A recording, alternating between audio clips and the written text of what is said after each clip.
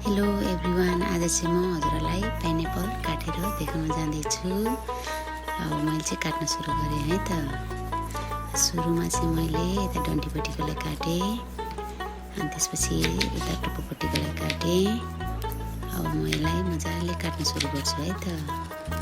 यो चाहिँ मैले उता घरबाट लिएर आएको पाइनएप्पल हो। उता चाहिँ डाँडा पारिपट्टि, हाम्रो गाउँभन्दा उता पारिपट्टि पाइन्छ दोकानतिर, अनि उहाँबाट चाहिँ मैले किनेर लिएर आएको थिएँ।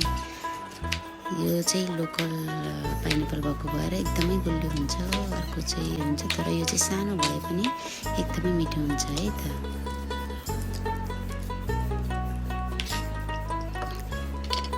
यसको चाहिँ यता हेरेर काट्नुपर्छ, सर्लक्क हो त्यसरी सिधा भएको चाहिँ काट्यो भने बल्ल मिल्छ। अर्कोतिर चाहिँ अलिकति बाङ्गो हुन्छ, एक हेरेर काट्नुपर्छ त्यो चाहिँ काट्दाखेरि।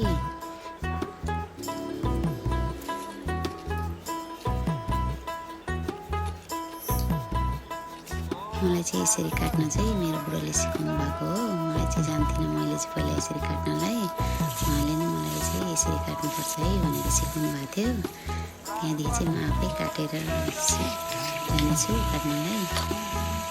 हेर्नु त कति राम्रो देखिन्छ।